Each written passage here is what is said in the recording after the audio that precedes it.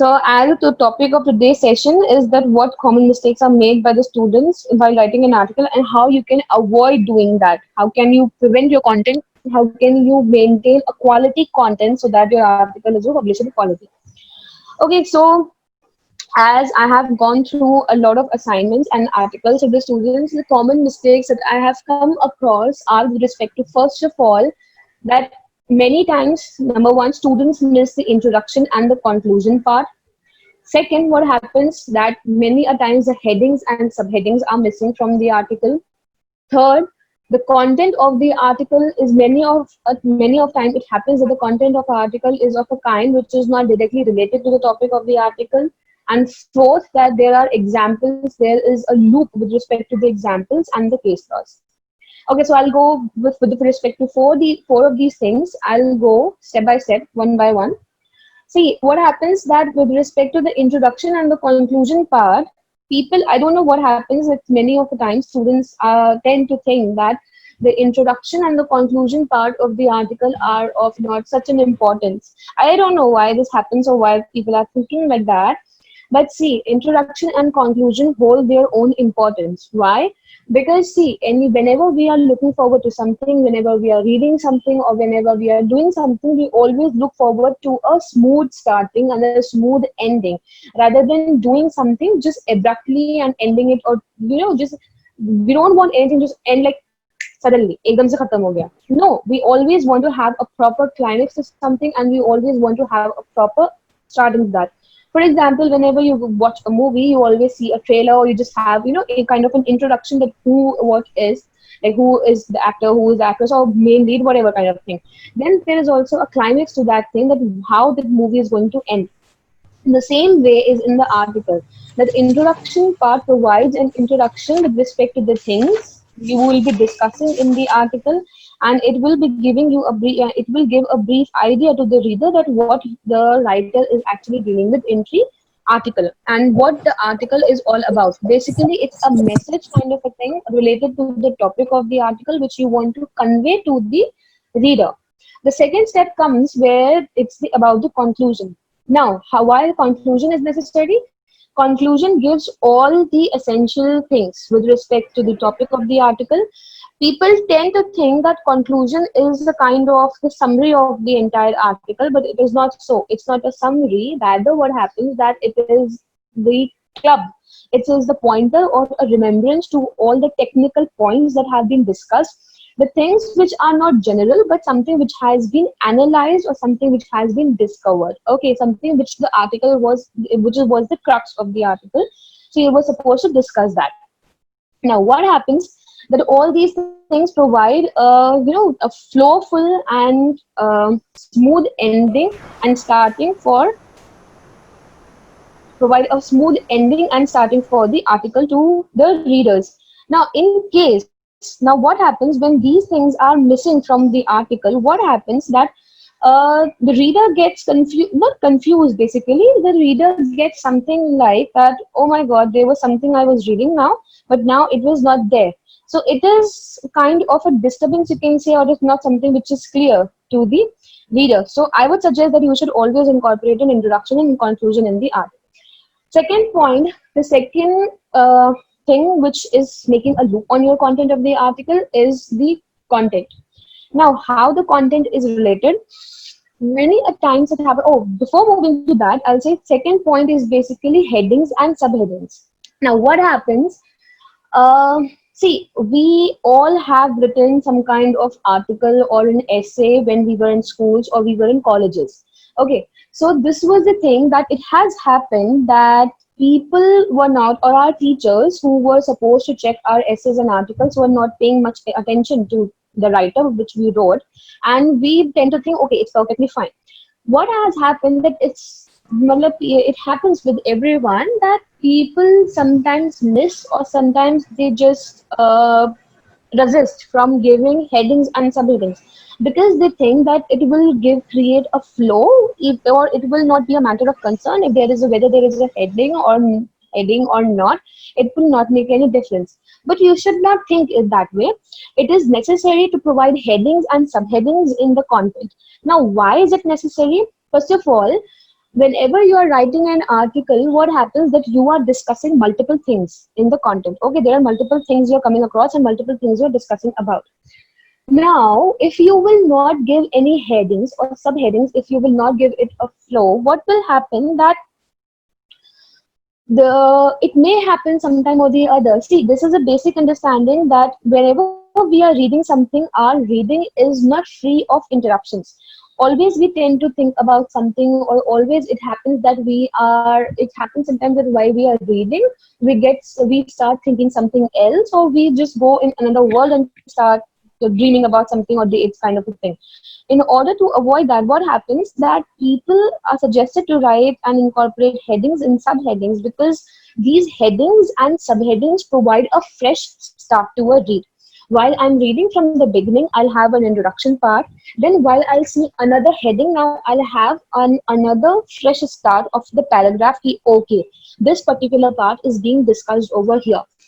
And second benefit it will have, that I will be able to connect the content of the article to that heading or the subheading, whichever is provided over there, and I will be able to understand it better. Okay, because suppose there was an introduction which was there, and I read, okay, this was the brief background. Then I will read another heading and I will read further, so I'll be able to connect that content with that heading and I will understand it. Okay, so that's how the headings and subheadings will play a role. Okay, now moving further, okay, people tend to think it will not make any difference, but what happens if there are no headings and subheadings? It will create a loop, and a loose content will be there, which will leave a gap, or a scope for the reader to get confused. Moving forward to third point, the third mistake that students are consistently making is that content, and which is one of the major problems. What happens that whenever you're writing an article, there is the lower limit of the or lower word limit, which you have to be. That is 1500 words requirement is there, which you have to complete, so that your article is of a good quality and can be considered for publishing purpose and everything. Now, what happens that in order to, sometimes it may happen that you may find it difficult to complete even those 1500 words in respect of your topic, and you may find that it's very difficult for me to complete. So what people tend to do, that things, or maybe they may incorporate the content or something which is not directly related to the topic. What happens that, and in doing so, for example, if my there is a topic in which I am not at all discussing about the advantages or disadvantages. It's generally I'm asking about what it is and how it is related to something. I'm asking about a checklist. So what people tend to do, they add some kind of content which is not related. Now what happens? This, by adding this kind of a content, okay, there are two things. There are two things. Your field, your area of study is huge, is broad, but the topic of research and writing is narrow. Okay, so what you are supposed to do is, see, there will be many things which you will come across are related, that might be related to your area or your field of study, but not everything is necessarily related to your topic. So whenever you are adding some content which is not directly related to the topic, it might happen that it will help you in completing the lower requirement of the words, but that will create a impression on the reader and on the evaluator as well, that it was an easy escape from your side. You just wanted to complete up your work, and that's why you ended, and that's why you tend to end it abruptly, even if it was at the cost of adding something which was not relevant and something which was not required. Okay, and because of which it happens many a times that you do not research well, and you incorporate something which is not related, and you miss upon the things which were actually required to be incorporated in the article. So don't do that. Just try to find out that what actually is related to the topic and what you would feel forward to write about the topic. Okay, now apart from the content, the fourth mistake that students are generally making is with respect to the examples and case laws. Now, it's a very general suggestion from me in each and every feedback that I'm giving to the students, that incorporate some case laws and examples so that the article is giving a better understanding about the topic, and it is having a link of the theoretical part with respect to the applicability of how it is being applied to the by the courts. Now, why is it necessary? Okay, see, examples and case laws hold their own importance in the content of the article. How? Because these case laws and examples are a kind of a thing. Um, just take an example. If you are explaining something and you are telling everybody that this is the provision or this is the section where everything is provided or this is defined, fine. If you are saying that murder is defined in this section and the penalty or the punishment with respect to that is given in this section, okay, but how that punishment and how those definitions or how it is, how it is applied by the courts, what are the observations of the court with respect to that, or what kind of the problems in that relation are coming up or are coming in reality. So all these things need to be mentioned. Now you cannot obviously mention it in void. What you have to do, you have to lay down some examples or you have to give some case laws which where it might have happened, and that's where you will be able to give us some examples and you will be able to explain it better. Okay, because see, in article, when you are giving the and when you are explaining the provisions, when you are laying down the principles, when you are explaining the sections, what you are doing, you are basically telling about the theoretical part. Apart from that theoretical part, you have to ensure that you are also giving the applicable part of the or the scenario where the applications is. Because why this will be helpful? Because see, these articles we are looking forward to not to be only academic where things are said and told and explained. Rather, we want them to be a step ahead and more valuable where they are helpful for the readers in their practical life so that they have a clarity with respect to the topic. Now, clubbing all these 4 points, one a general mistake and a top of all these everybody is making is the lack of flow. What happens that when you are writing an introduction and conclusion, when you are giving various headings and all, you're writing the content and you're incorporating the case laws and the examples, make sure that these are all written down and these are all incorporated with the proper flow. If there is a lack of flow in the article, what may happen that this may create a haste read for the writer for the reader. Okay, rather than that, it may just give an impression of the scattered content and scattered write-up. Because, for example, if I'm writing about something, I gave an introduction, I gave another heading. Why I was discussing, for say, if I'm writing about the crimes related to women. Now, if no, that will be a broader one. For example, if I'm writing about domestic violence, about domestic violence cases or crimes against women, and if I am discussing that what domestic violence is and what kind of cases are coming forward, and meanwhile I was discussing them in one paragraph or in under one heading, I started discussing about the dowry. Obviously, dowry is something which is related to not only it, but it is not the only aspect, but it is one of the aspects. So obviously, you will need to discuss it. But if I was discussing domestic violence and then I abruptly, without any connection, without any linking, I started discussing about the dowry. Okay. And after that, my entire content is about the Dowry Prohibition Act, the cases related to dowry, and all these things. I lost the flow because my article was not upon right. My topic of the article was not related to the dowry and dowry related crimes. Rather, it was domestic crimes with the women, which is of which this dowry is one of the ways to discuss, but it is not the only way. So what I did while discussing domestic violence, I started discussing about dowry, and then I kept on discussing about dowry this, dowry that, this happens over there and all. So I lost the flow, I lost the path, I lost the content, and everything was scattered. Now, what will happen with the reader? While reading this, the reader will come across something he, yeah, this was not I was looking forward.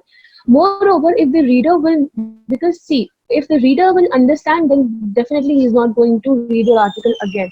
In case the reader will not understand, then you will be giving half knowledge, you can say, or particularly incomplete knowledge to that person. So that's not what we want to happen. Okay, so make sure that these 5 things are kept in mind while you're writing the article and you're not committing them. So I'll repeat for the others who have just joined a few minutes back and were not there from the beginning itself.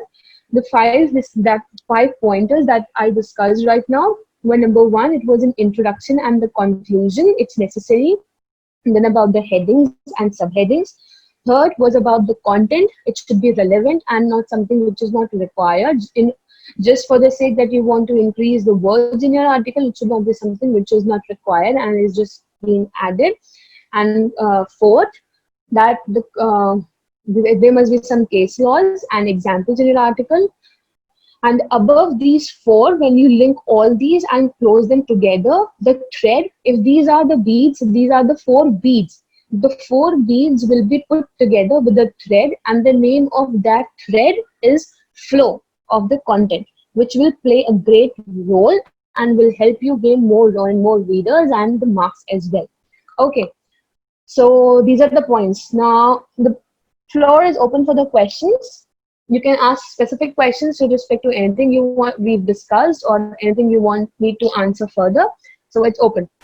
Guys, you can drop down your queries or points, whatever you want clarity upon in the chat box, or you can just raise your hand and I'll recognize you. Okay, since no one of you is coming forward with any of the question, we'll start doing exercise. Okay, I want everyone to participate in this so that we have a better understanding about the article writing and we get the clarity upon the topic. Okay, what we discussed today. Just give me a moment. One by one, I'll be giving the topics and we'll be discussing them. Okay, so here is the topic. I'll put it down in the chat box. The topic is, okay, this is the topic of the article. Now, for example, if you received this topic, then what are the things that you will be incorporating and how you'll maintain it?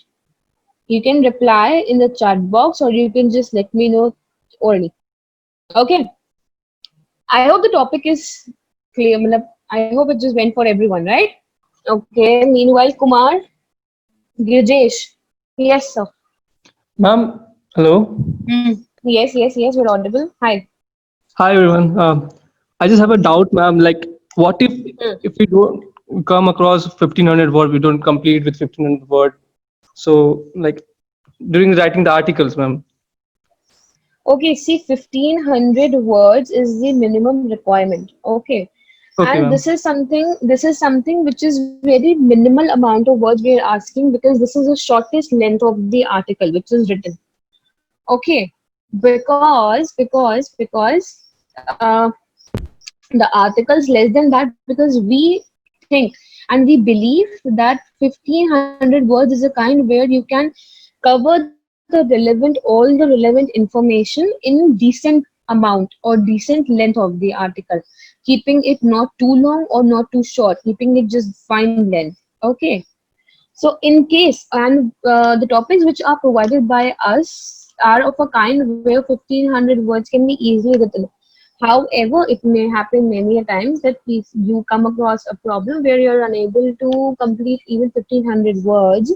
So in that case, what you can do, you can approach us. Feel free to call or message us. Just drop down your query, and we'll help you out in that respect. Okay, because it might happen sometimes that, see, everybody is a human at the end, right? It might happen that Okay. something which is being missed on by me could be caught by you, or something which is being missed on by you could be come into my eyes. So it's better that we help you. Okay, so Okay, we're ma'am. always there to help you out.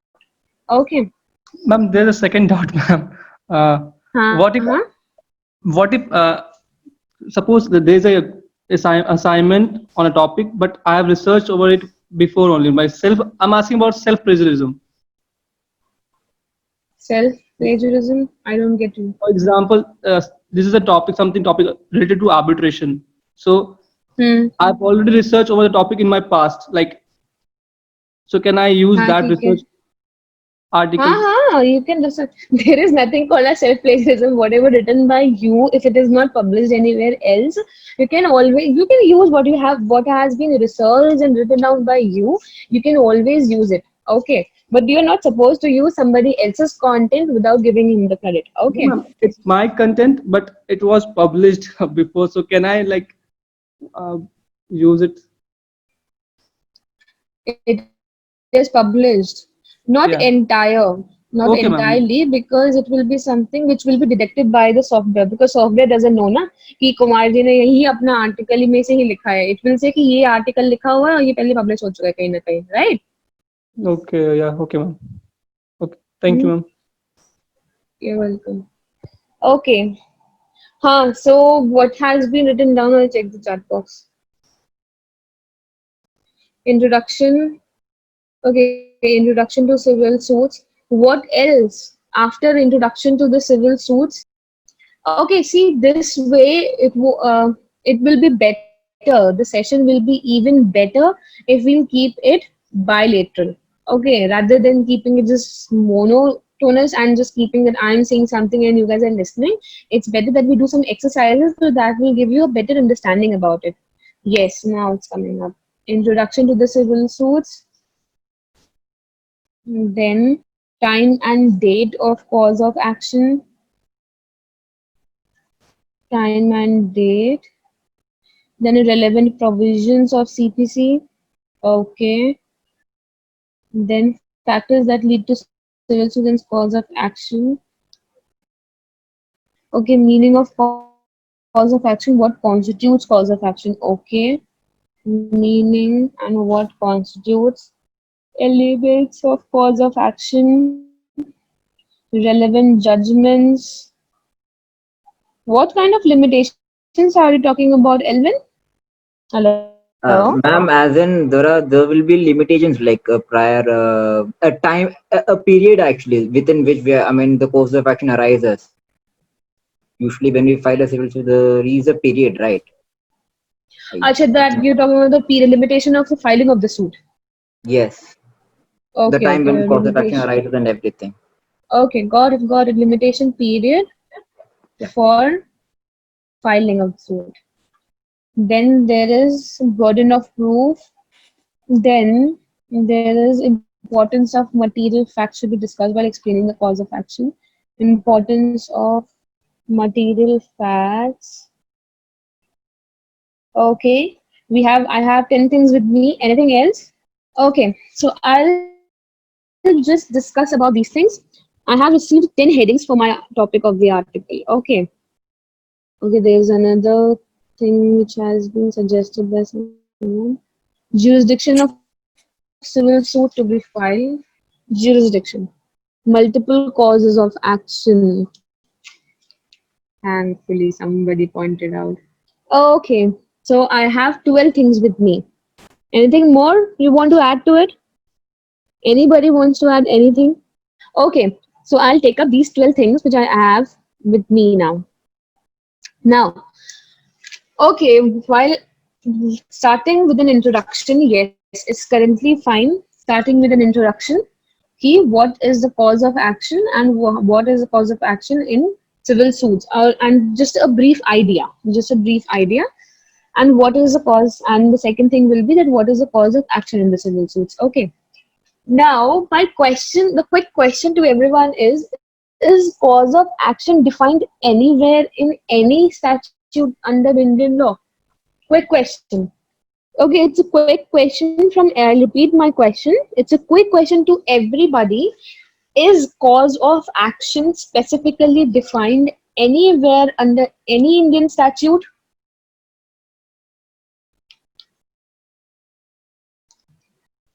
See, somebody gave this head. I Yeah, don't who's think this? It's Abhinay, ma'am. Yeah, Abhinay, hi. Yeah, Hi. hello, ma'am. I think so it Hmm. has been given in any of the acts. It is a usage kind of thing. Like we know what is the cause of action, what constitutes that. I'm asking whether there is any specific, like we have a specific definition for contract act in section 2H. We have specific definition for agreement in section 2E. We have specific definition for murder in 302. Do we have any specific definition for cause of action? No, कि I क्या don't think होता है? Okay, we okay, have given that. okay. So everyone, no. Okay, so then how will you define this heading? If you will give the heading meaning and what cause of action is, then how you will define it?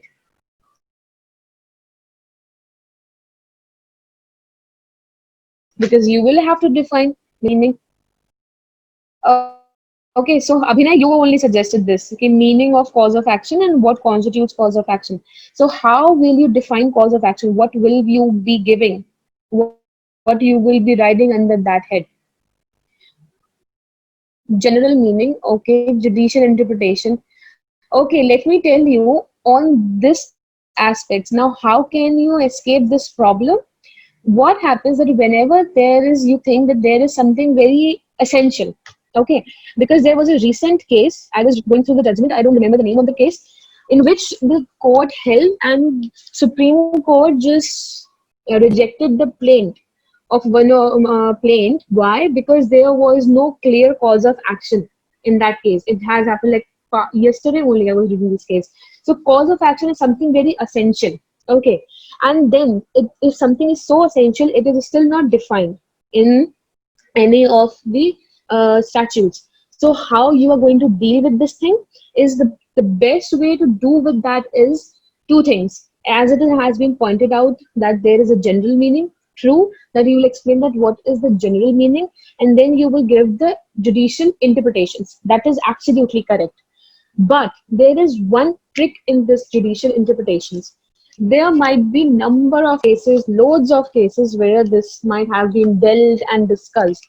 But there has always been the leading cases, the leading cases in which this has been defined.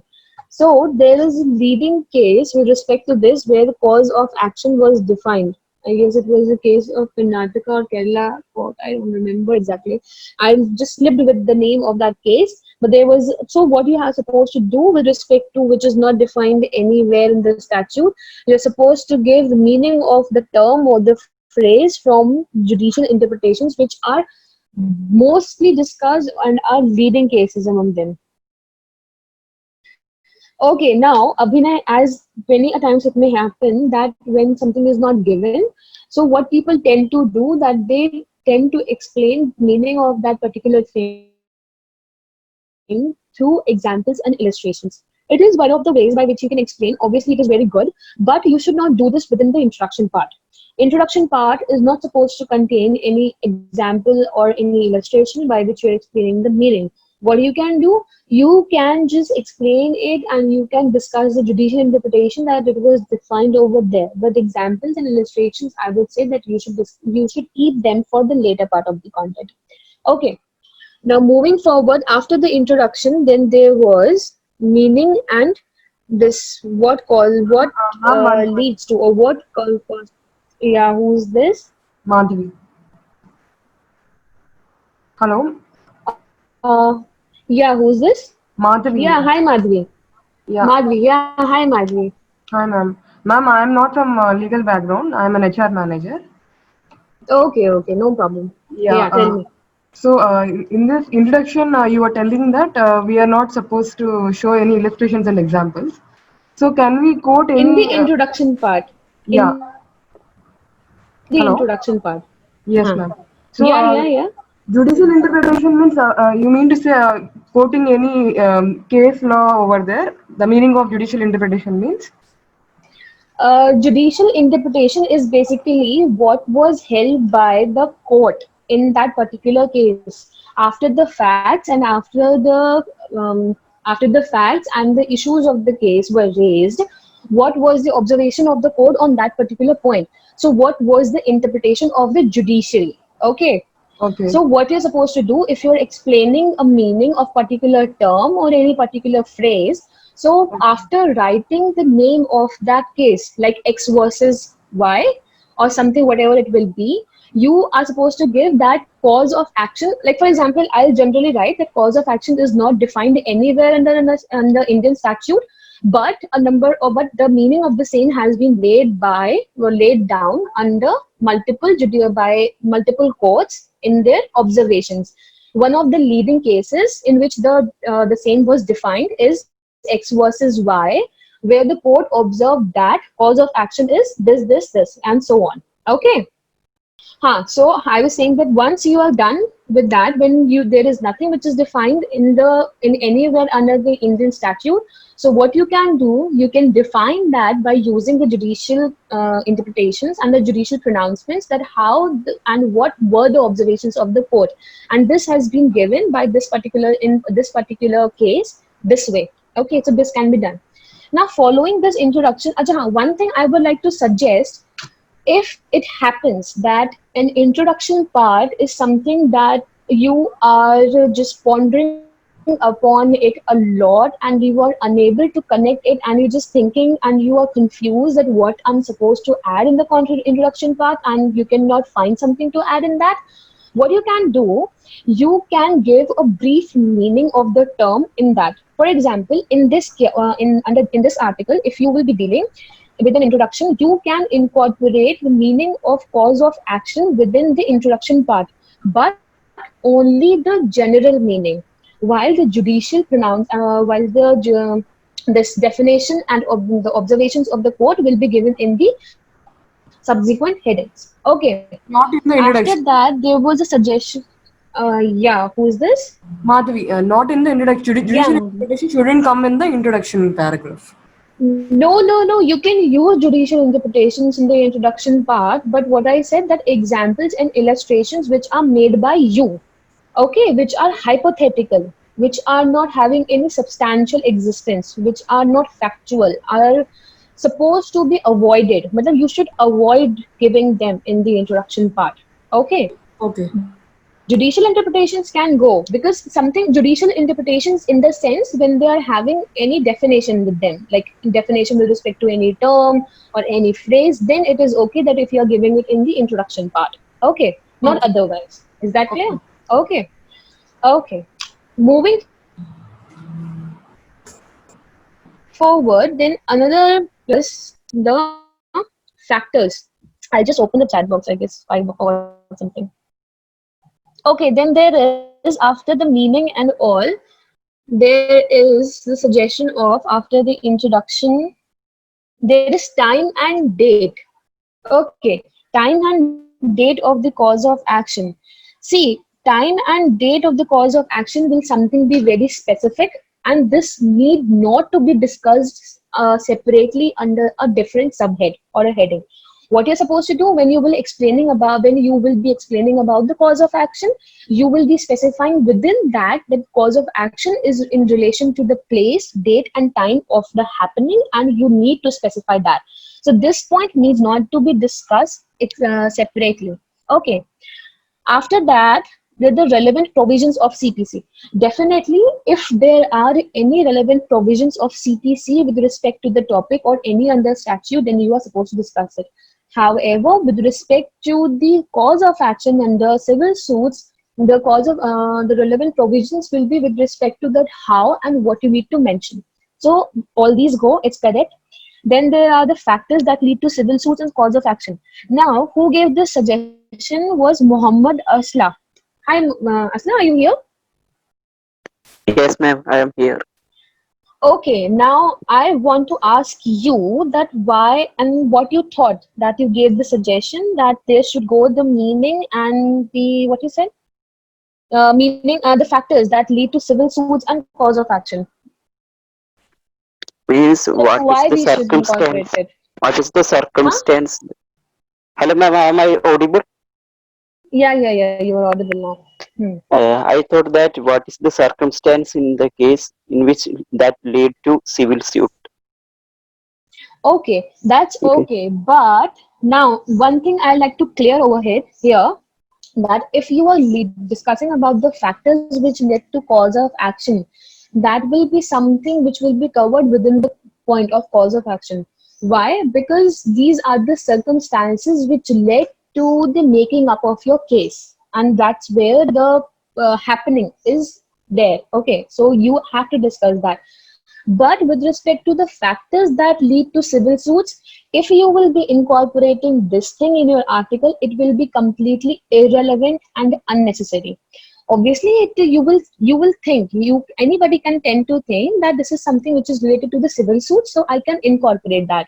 But remember what I said initially, that the area of your research and your area and field of your study is huge, it's broad.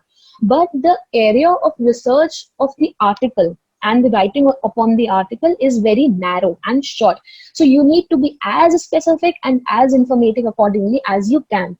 Now, if you will be incorporating this heading of factors that lead to civil suits, this will be completely irrelevant and will take you on a different path that you're not supposed to move. So it's better to cancel out this head. Okay.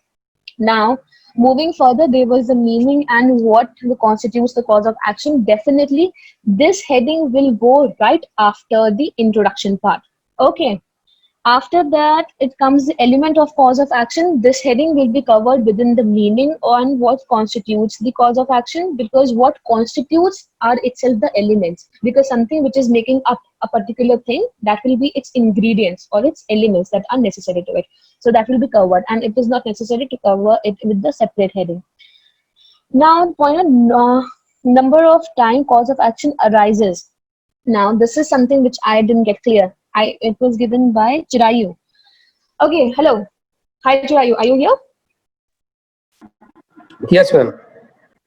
Okay, Madam, what do you want to say? It's I not would like clear. to say Yeah. that, madam, I would like to say that there is a no cause of action arises again. I mean, at once when there is a cause of action, and we Hmm? found that in some cases cause of action arises again for some particular event. Hmm? Hello. That I would like to say that there is a Okay. again You again mean it arises. multiple cause of actions. You mean multiple Yes, cause of yes, yes, actions. कि yes, yes. मतलब एक ही उसकी बहुत सारी चीजें होती है. Okay, this is also suggested by some person downwards, I guess. Venkat Ramayan Yes. said that. Okay. Mhm. So about that, if you are writing about multiple cause of actions, now I would say that this is something very important that you have to discuss about the multiple cause of actions, because in that case, then the reader needs to be specific and needs to be clear. Because when there is a case, then person needs to decide and person needs to gain clarity that what exactly is constituting the case. Okay. For that purpose, one needs to be very clear that there may be, because the reader should not think that there could be only one cause of action, there could be multiple to that. But something which is principle needs to be specific. So this multiple cause of action point needs to be discussed with the complete analysis and as a major part. Okay. Then there is the point of relevant judgments. Obviously they will come, and limitations as was pointed out by Elvin. Definitely the limitations part will go, but limitations, rather than discussing it separately, it is suggested to discuss it within their meaning while you will be discussing about the cause of action. Why? Because this will be something which is related to that only. Because if I am discussing the meaning कि ये cause of action होता है, ये होता है, इसमें ऐसे होना चाहिए, ये इस केस में लिखा गया है, then there is a technicality with respect to that point. I will clear it there and there with. Why? Because मैं फिर उसको अलग से जाके बताऊँ. Now this is the point where people lose the flow. I'll tell you how. If, for example, I'm discussing, then I gave an introduction. If I'm writing an article on this point, I just gave an introduction. After the introduction, I discussed in detail the meaning and the constitution cause of action. After that, I gave the heading of limitation. Okay. After which, I came to the judgments and then the conclusion.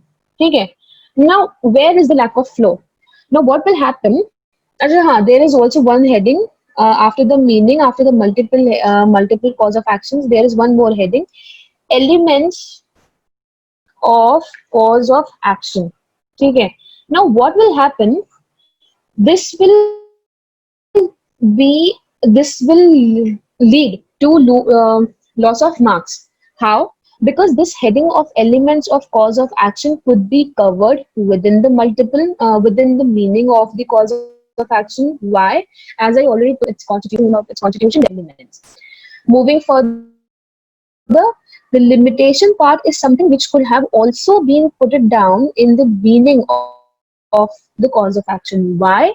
Because if I'm discussing any point in depth, then any technicality or analytical point which is related to that particular thing or the meaning, I will discuss it there with. I don't want my reader to just get confused because I started discussing the meaning, then I started discussing the multiple cause of actions. Uske baad I came back to the limitations. So this is something, it's creating a loss of flow in between. It's too clear, very important to do that. Okay. Then things like, as we were suggested, that what factors that lead to civil suits, these things will lead to something, the content which is irrelevant and is not required. So it's better that you should not add that. Similarly, it is in case of the burden of proof in civil action. I am not discussing about now. You need to make it very, very, very clear while writing an article with respect to the topic. What is the major thing which, with respect to which the article is asked to be written? You need to clear it very, very, very clear. You have to keep it in your mind that what is the crux, what is the major point. Okay. The major point in this cause, the topic of the article was cause of action in civil suits. So the major point over here, or the crux of the article, is upon cause of action, which in relation to the civil suits. It is not about the civil suits. So factors or something which is directly related to civil suits, I will not say that it is relevant. It's completely irrelevant and it is not required. Things which are related to the cause of action will be all required. Similarly, it goes for the relevant judgment and everything. The burden of proof in civil action is not required because I am not asking about the civil suits. Civil suits में कुछ नहीं होता होगा भाई. Cause of action क्या होता है मुझे वो जानना है. Similarly, it goes for the jurisdiction as well. Jurisdiction could be defined in some cases because it is related a bit to the cause of action, because the place of happening or place of cause of action decides the jurisdiction. So in that case, you need to incorporate that. Okay. Now, the same way, the importance of the material facts that should be discussed while explaining the cause of action. This will be something not completely relevant. Why? Because the cause of action within itself and within its meaning will engulf all the circumstances which led to it. So separately discussing that will be completely something which is not required. So after I'm done with all the things which were suggested, my article's headings or the structure of the article will look something like this: introduction, followed by the meaning and constituents, within which, under this meaning and constituents, my elements and the limitation will be covered. Then I will discuss about the multiple cause of action. Then I'll discuss the relevant judgments, and then ending it with the flow for conclusion. Is that okay? Now, anybody thinks that anything is missing from here and it should be added to the article structure?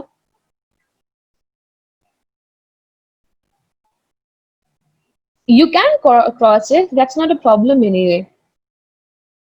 It's appreciated. Ma'am, in the conclusion, are we supposed to give our opinion, or the article writer is free to express his or her opinion, or we have to again express opinion based on some fact in the conclusion? Okay. The conclusion part comprises of everything which you can supposedly think as a concluding remark. For example, you can give an opinion, your own opinion. What is the opinion of the writer? What he or she thinks about the topic? Okay. Second, you can give some kind of anticipation with respect to the topic, that this is an anticipation and this should go. or this will be happening in future, something like that. Third, you can give some kind of an analysis which has been done by you and on the basis of some survey or some kind of a discovery or anything with respect to that. You can incorporate all, and what do you need to incorporate is basically all the analytics or all the technical points from the article's content which you have been discussing so far, or which you were discussing. Okay, so all these things go. It could be comprising of some kind of discovery, anticipation, opinion, analytics, everything goes in there. Okay. Okay. On your point, Madhvi, specifically, that whether it should be based upon the provisional part of this of the article, or it could be completely of belong to writer's opinion, you can maintain a balance between the two. How that you are actually supposed to give your opinion, and you can link your opinion to the provisional part. Do you understanding my point? Yeah, ma'am. It was a no. Yeah, yes, ma'am. Okay, so what you can do is, like, if I'm giving my opinion that what I think upon this is this. Now, how it is related to that point, but इस जगह पे ये हो सकता था इसकी जगह. This is my opinion. So I am going to relate it to the provisional part. That the provision which I have discussed so far says that. But what I think is something like this, and this could have happened, and this could have been done. And if this would have been done, so the future circumstances or the conclusion would have been something like this. Okay, so it's Yeah. going to be more. So concluding remarks are better. See, generally people are not doing it in the conclusion. As I said, that either they are not writing the conclusion at all, or if they are writing the conclusion, then what they do, they pick 2 or 3 sentences or statements from the introduction part and 2 3 sentences from somewhere within the content. They combine it, they just change the words and write it without thinking that whether it is looking like a conclusion or not. It is very necessary that conclusion should look like an ending. Okay, it should look like a climax with some meaningful link between all the things, because it's something that in the entire article you gave the assertions and reasoning. Now those assertions and reasonings are required to be linked to each other, and that could only be done if you are giving a good conclusion with your incorporating in that all the technical points and your own opinion. Okay. Yes, ma'am. Okay. Okay, so should I give you like one more topic and we should discuss upon it? If you like, only then, because I don't want anybody to be bored. Just I have one query. Who's this? Mahesh Dhannath. Yeah. We can use quote or quotations in the article. So should we use in starting or can we use at the end in the That's up to conclusion? you. That's up to you. That's completely up to you, because this is something which is based upon the writing style of the of the writer, and it varies from person to person. मतलब ऐसा हो सकता है कि मुझे बीच में कहीं पसंद हो, in the middle of the content, और I should, और ऐसा हो सकता है कि मुझे end में पसंद हो सकता है कि आपको कहीं initially पसंद हो, दिव्या को कहीं और पसंद हो, या किसी को कहीं. So it depends upon the writing style of the writer, and it varies. So it is not any hard and fast rule with respect to that. Okay. Okay. Okay. So what's there from the people? Okay, there are 2 people saying yes and 1 person saying no. What about the others? Yes. Okay, so I'll quickly give one more topic and then I'll discuss it further. Let's see what the other topic goes. Any one of you can give me topic. Like, it's not necessary that always I'm the person who's giving the topic. You can also give one. That will be more good to discuss upon. Anybody? Come on, guys, you're writing so many of articles. Professional fees in COVID times. Sorry, what? Professional? Fees in COVID times. Professional fees in respect to what? Any particular COVID area? times. Yeah, in COVID times, how we can charge the fees advocate should charge, or should they give up? Advocates. Okay, advocates. Okay. Okay, so Mm, okay, so we'll stick to the topic. Any person? Okay, is that fine? Or you want me to change the topic? The topic given is the professional fees in COVID times. Okay, I think this is something it is debatable kind of thing. Topic can be changed. That's not an issue. Okay, I have a topic with me. इसमें मजा आएगा. Overview of the system of arbitration in China. Okay, so here's the topic. Overview of the system of arbitration in China. Quickly. अब इसमें क्या क्या जाने वाला है? What we are supposed to write in this? Quickly, everyone, quick. History. Okay. Chinese Arbitration Act. Okay. Institution. What institution?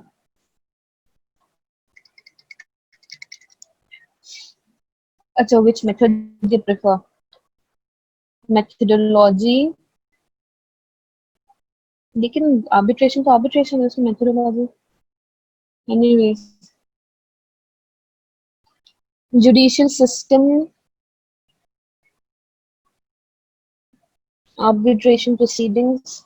Number of arbitrator. Okay, what is ad hoc or institutional arbitration? Which one they prefer? Acha. Division or hierarchy in arbitration codes. Okay. Hierarchy. Okay, then there is this culture. What kind of a culture? Chinese arbitration analysis. What kind of analysis are you talking about? Please be specific. Like it's something I didn't understand. Comparison with the other nations, grounds on which they are set aside. Okay, that's functioning basically. Achievement and problem, government role. Achievement, problems, government role. Success ratio as compared to judicial. Okay, anything else? Analysis of success or failure, and that's fine. Power of arbitration award. Government influence can make a problem. Government influence.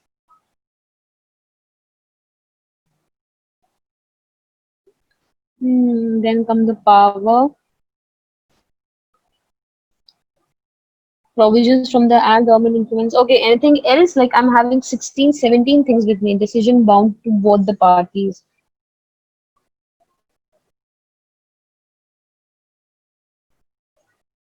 Bias in Chinese arbitration.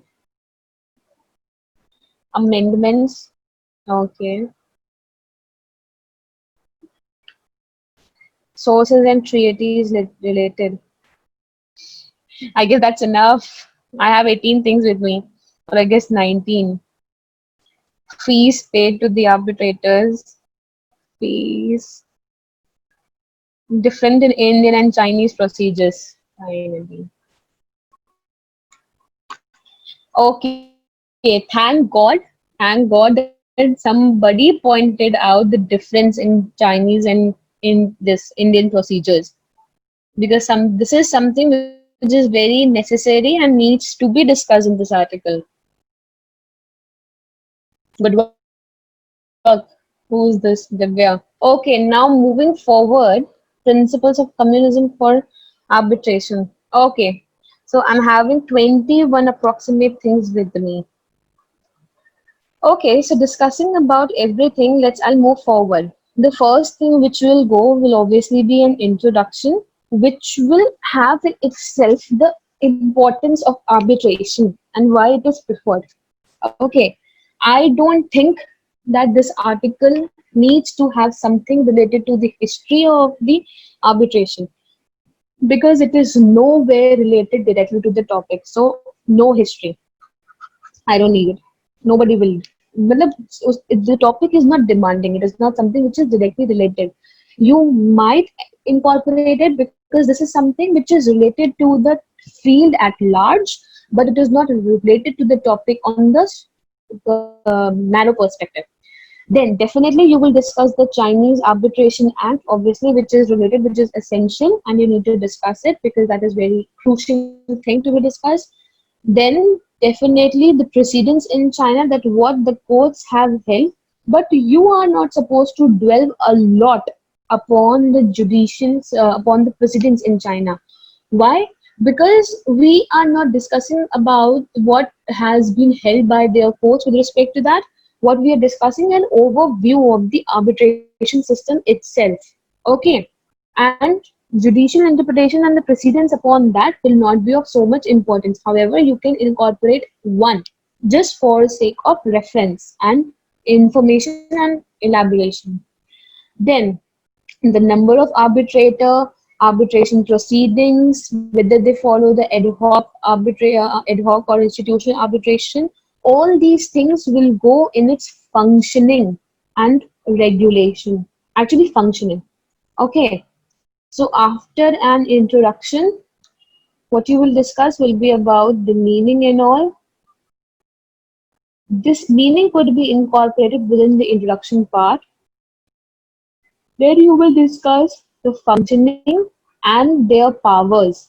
And within this power will come that what is the power or holding of the arbitral award awarded to the parties, whether it is binding on them or not. What is the uh, Actually, what you can do, you can discuss these functions separately. That what is the procedure, that what are the functions, that how it functions, what kind of an institution it is following, whether it is following the ad hoc institution, it is following the ad hoc arbitration or the institutional arbitration, the number of people which are the number of arbitrators are there in a proceeding, and what kind of powers are there in their hand. Okay, and if there is something hierarchy, then you can discuss it before that, before the function. Okay. After an introduction, you can discuss the hierarchy. After the functioning, you can discuss the status of the arbitral award. Arbitral award. That what is its status? Whether it is binding or not, the power it is having, whether the parties agree, those who feel aggrieved from the arbitral decree or the arbitral award can file an appeal in the court or not, and how it is operating along with the judiciary and what is its status. All this will go in the status of arbitral award. Then you can discuss and analyze, and you can compare the problems and the achievements, and how it has helped the judiciary and how it has failed to meet its objectives. Then the most essential part, or I should say one of the essential part will be comparing the Chinese system of arbitration with the Indian specifically. If you want to research a lot and write a lot, you can definitely compare it with the other nations as well. But do remember and make sure that you are comparing it with India's system of arbitration. Why? Because then you will be giving a lot of suggestions, and you will be able to give suggestions and solutions that how Indian system can learn from their system, and what are the loops which are there in the system which are not there in the Chinese system, and what India can learn and how it can improve and better its position with respect to the arbitration. Okay, all these will go in that.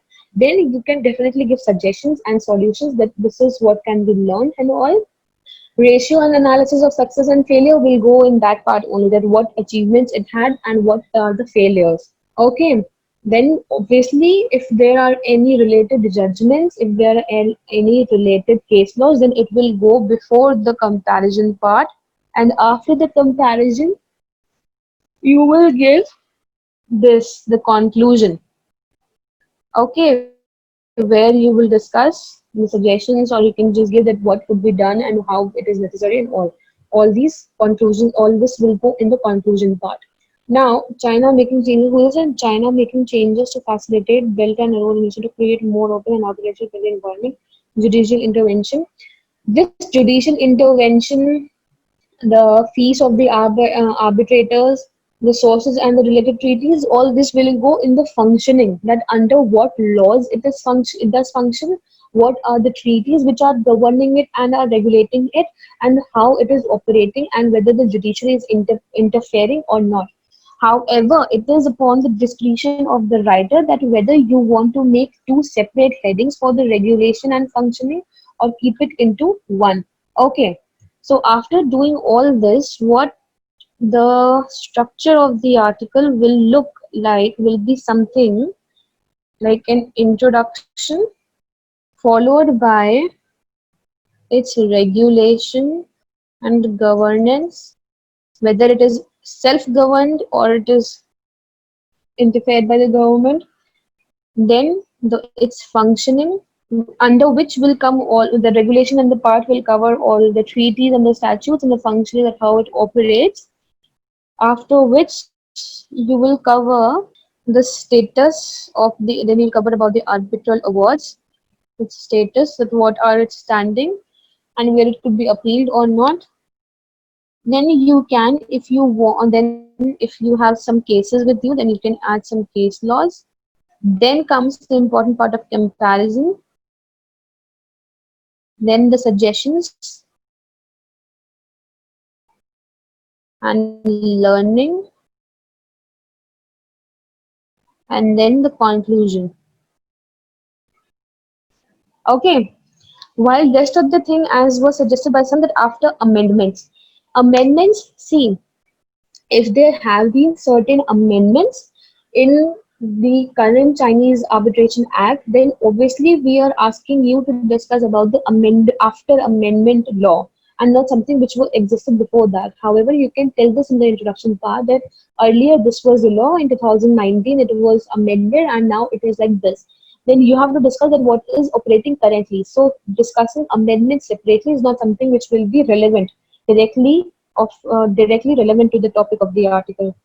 Fees paid to the arbitrators, and what is the sources and treaties. This fees well apart will go under the functioning, and the sources and treaties will go under the regulation. Decision bound both the parties, all this we'll be discussing that only. So that's it. Okay, so anybody thinks that something more should be added, or the structure, according to me, the structure should look like this. If anybody want to add, or they want to say that this should not be this like this, you can criticize, you can cross-question that. Anybody?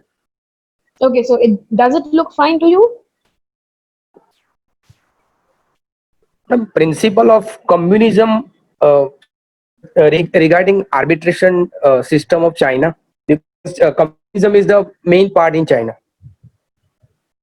Okay, so this, don't you think that it can go under the regulations part and governance? But madam, all the courts and all this thing is governed by communism, principle of communism. So it is very important and vital part of the Chinese system as far as the communism is concerned. Okay, that's what I'm asking. Don't you think that it should go under the regulations and the governance part, because they are being governed and regulated on the basis of that now? Okay. Like, I'm asking that, don't you think it should go? Yes, ma'am. Because they are being governed and they are being regulated on the basis of that. So I think rather than discussing it, what you can do is, these are the headings. For example, if I'm giving a heading of regulation and governance, so it's the major heading. What you can do, you can give a subheading to that about the this about the communism while apart. You can give a subheading and you can discuss it separately under that subheading, rather than giving a heading, because this is also one of the parts of the governance and regulation only. Okay. It's about the communism of arbitration. This can be discussed as a subheading under the regulation and governance part only. Okay, then there's Chinese arbitration with respect to International Arbitration Council, International Court of Arbitration. Okay, with respect to that, I would say that look at the topic. What was the topic? It was overview of the Chinese arbitration system. Okay, so something which is related to the International Court of Arbitration and Chinese arbitration with respect to the International Arbitrative Council What you can do, you can separately, as I said, under the heading of its functioning. As I told about the governance principles, you can discuss as a subheading under the regulation and governance. Under the functioning, you can discuss its functioning with respect to the International Court of Arbitration and how it is, it is in parlance of that, it is moving parallel or not. Okay. Okay. Now, Divya is saying that arbitration, whether it flourishes under presidential or parliamentary form of government or not. Now, this is something which is a topic of debate, and it could be discussed and it could be written down as completely a different article. Why? Because in this article, what will happen that whether it flourishes under presidential system or the parliamentary form of system, we will be analyzing the nations where the arbitration system is is active and is operative, and which form of system are they following. Like if it is active in India, then the parliament under parliamentary form of system, how it is working. If we are having presidential form of system in USA, then how it is functioning over there. If we are having, so this will be think that this will be entirely a separate article, and you're not supposed to discuss it under that, because look at the topic again. What I said, that what overview of the arbitration system under the Chinese in China. Okay, the arbitration system, the Chinese arbitration system. Okay, so we're discussing about this. So this is not something which is directly related to your topic. If you think that something is directly related to your topic, then see that where it can be covered under which major heading. Because headings and subheadings, that's where they play role, so that the content is not scattered and is clubbed together under one roof. Okay. Okay. So anybody is having any further questions to ask? I hope with these two examples it was clear what I told you. Hello, Yeah, who's this? Akanksha. Yeah, Akansha. I just wanted to ask that I'm unable to complete. I'm not done with my assignment till now because there is some weather issues and network issues going on. Can I submit tomorrow? Yeah, sure, you can. But there will be some mark deduction or something. There will be mark deduction for negative for late submission. Okay, that's what I just want to ask. Okay.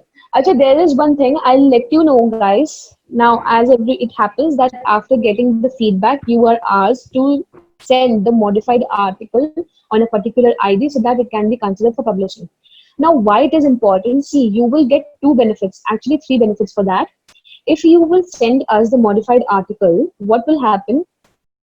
There are high chances that after receiving the modified article from you guys, it will be sent for the publication. Okay. Once it will be published, you will receive marks hike in your scores which were uploaded on the portal. For example, if I have evaluated, for example, Akansha's article, and I gave her, like, for example, 7 out of 10, and I gave her some suggestions that these are the changes you're supposed to make, and after making the changes as per the suggestions, she mailed me the article, and I had sent her article for publication. Now what will happen? She'll get +1 mark for the modifications being done by her. Okay. Now, if your article will be published, there are other chances that you will get another +1 if your article is published. So what happened that you are always getting +2 whenever your article is published. Okay. Now, second benefit that you guys will have is until now, top 5 top 5 people whose articles were published on the blog. Like every week, there's a weekly blog competition from IP leaders, where every week top 5 authors are getting prize of 2,000, cash prize of 2,000 if they come within top 5. Okay. Now from this week onwards, or I guess from next week onwards, it's going to happen. Yeah, it's Saturday today. So from next week onwards, it's going to happen that we will be giving prizes to top 10 authors who will be winning in the weekly blog competition of 2,000 rupees only. Additionally, Ma'am, hello. yeah, Pooja. Ma'am, this is Pooja. Ma'am, I want to ask you something about, as you said, what can I do to publish my article? What's the procedure?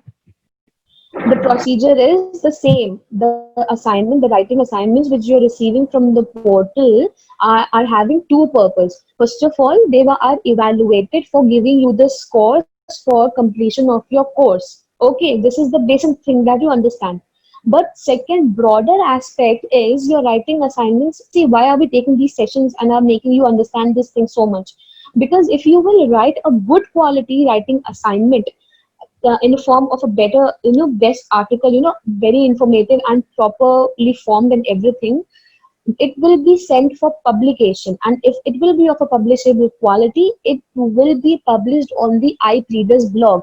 And after doing the evaluations, my job, or I am supposed, it's my duty to analyze your articles from the perspective of publication. That is why I'm making long and huge suggestions over there, that needs to be changed, this needs to be changed. Even I'm also suggesting that why these changes are supposed and how it will be helpful.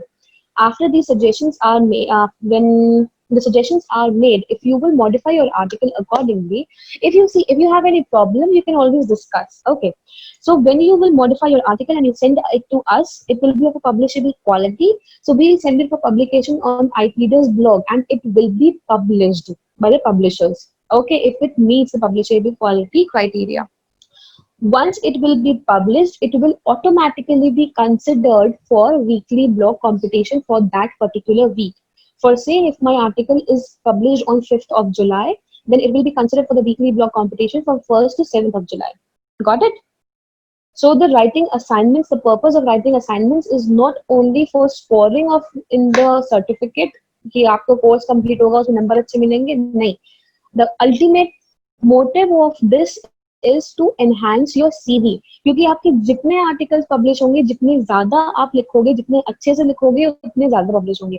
जितने ज्यादा publish होंगे, उतने ज्यादा articles आप अपनी CV में mention करोगे कि मेरा ये भी पब्लिश हुआ है, this article is also published, this is also published. So ultimately it will be beneficial for you. Okay. So that's why I'm telling you that I guess many of students are not knowing this, but writing assignments, the purpose of writing assignment is the publication on the iPreaders blog. It's not in vague. So, okay, is that clear, Pooja? Yes, Simran? Ma'am, actually, I've joined yesterday only. So, Achha, what? okay, no problem. Yeah. Okay, see, what you will be Ma'am, one more doubt, ma'am. receiving, you Hello. will receive these. Yes, Pooja? Hello, yeah. Hello, ma'am. One more doubt I have. How can I join on this? How can I submit my assignments? You will receive topics on the portal, so you have to submit it within the deadline, ना? तो आप तो वहीं submit कर देते हो, वहीं से वो evaluate होता है. Okay, is there any IP address or websites that I have to approach to send my assignments? नहीं, आप समझे नहीं. देखो, आपको पोर्टल पे आप कौन से बैच के हो? Actually, I'm an LLM student and an advocate in Kerala. नहीं, which batch are you in Law Sikho? Which course and which batch are you from? I am not in Law Sikho, actually, right now. Actually, your course will be starting in August. So that's what I'm asking. I'm not in a part of Law Sikho till now. So how can I join in it? That's what I'm asking. Okay, so you can approach me personally. I'll let you know the entire procedure over there. Okay. Okay, ma'am. So can you please give your contact number that I can call you? I'll drop it down in the chat box. Oh, thank you so much. Okay, thank you. Okay. And my name is... Okay. Okay. Okay. Haan, Simran, you saying something? Yes, ma'am. Ma'am, I've joined yesterday only, and the submission of there was an assignment I saw there regarding NDA something. NDA?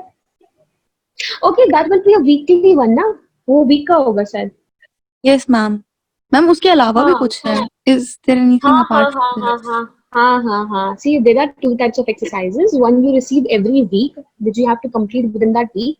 And the other ones are the monthly assignments, which you receive once in a month, the topic, and you have to complete in 30 days. Okay. We are talking about those 30 days wala assignment. Those are the articles you have to write, which are published on the blog. These are the articles which you submit as a part of your exercise, but these are automatically considered for publication on the IP Leaders blog. Okay, and they are published over there so that you can also incorporate in your CV.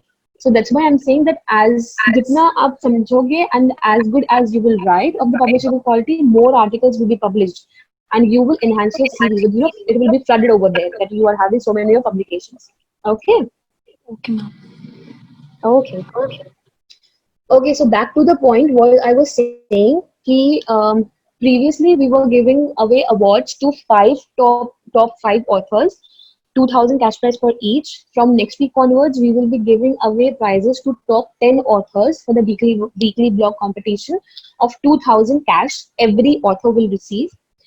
Additional to that, if any person maintains his status and maintains to remain in top 10 for consequently for 4 weeks, like for 4 weeks consequently, he or she was in top 10 and won the weekly blog competition, then that person will be given additional prize of rupees 5,000.